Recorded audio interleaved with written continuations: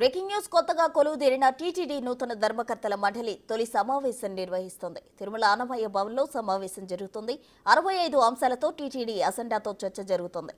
ప్రధానంగా శ్రీ పద్మావతి అమ్మవారి బ్రహ్మోత్సవాల ఏర్పాట్లపై చర్చించే అవకాశం ఉంది. టీటీడీ ప్రొక్యూర్మెంట్ కు సంబంధించిన టెండర్ విధానాలపై చర్చించనుంది.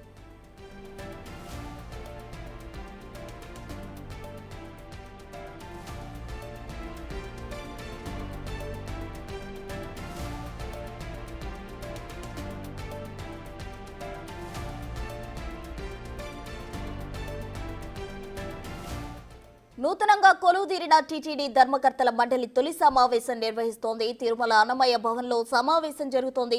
65 అంశాలతో టీటీడీ అజెండాతో చర్చ జరుగుతోంది. ప్రధానంగా శ్రీ పద్మావతి అమ్మవారి బ్రహ్మోత్సవాల ఏర్పాట్లపై చర్చించే అవకాశం ఉంది.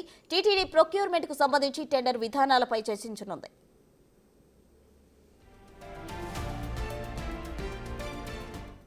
మరిన్ని వివరాలు మా ప్రతినిధి దామోదర్ అందిస్తారు. దామోదర్, ప్రస్తుతం టీటీడీ నూతన పాలక మండలి సమావేశం కొంతసేపటి క్రితమే ప్రారంభమైంది.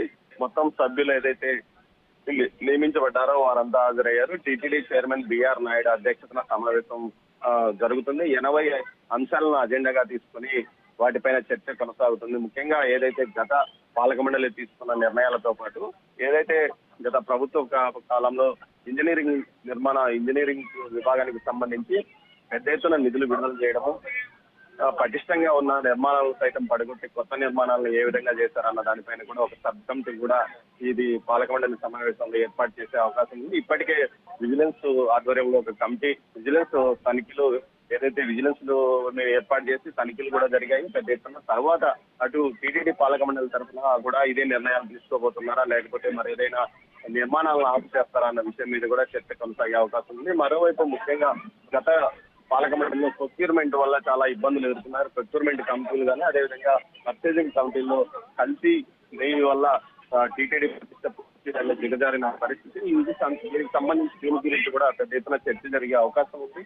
మరోవైపు 80 అంశాల అజెండాలో ముఖ్యంగా ఈ నెల చివరిలో ప్రారంభమయ్యే పద్మావతి అమ్మవారి బ్రహ్మోత్సవాల ఏర్పాటుతో పాటు భక్తులకు తొందరగా ఏ విధంగా దర్శన సౌకర్యం కలిగించాలి, వసతి సౌకర్యాన్ని మరింతగా పెంచాలి. గత 5 సంవత్సరాల కాలంలో ఎక్కడ కూడా నూతనంగా యాత్రికులకు సంబంధించి వసతి సముదాయాలు నిర్మించలేదు. కేవలం పాత వసతి సముదాయాలను పడగొట్టి ఏకంగా ప్రైవేటు వ్యక్తులకు గెస్ట్ హౌస్ నిర్మించుకోవడానికి అవకాశం ఇచ్చారంటూ కూడా విమర్శలు వస్తున్న నేపథ్యంలో నూతనంగా ఎలాంటి డార్మెంటరీలు ఏర్పాటు చేయాలా లేకపోతే మరేదైనా చేయాలా అన్న విషయంలో కూడా అదేవిధంగా కళ్యాణ మండపాలు లీజుల విషయంలో కూడా పెద్ద ఎత్తున వివాదం నడుస్తుంది. దీంతో పాటు టీటీడీ భద్రత పైన కూడా పెద్ద ఎత్తున పటిష్టమైన చర్యలు తీసుకోవడానికి ఎలాంటి చర్యలు తీసుకోవాలా అన్న విషయం మీద కూడా పూర్తి స్థాయిలో అజెండాలో అంశాలను పెట్టారు. మొత్తం మీద మరి సుమారు 2 గంటల వరకు సమావేశం జరిగే అవకాశం ఉంది. ఆ తర్వాత పూర్తి స్థాయిలో మీడియా సమావేశాన్ని ఏర్పాటు చేస్తారు. మొత్తం మీద మొదటి సమావేశంలో గతంలో జరిగిన అంశాల మీద ఒక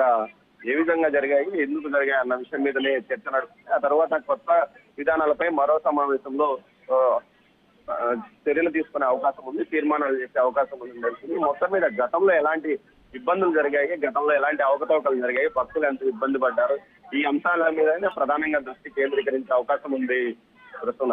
రైట్ దామోదర్, థ్యాంక్ యూ.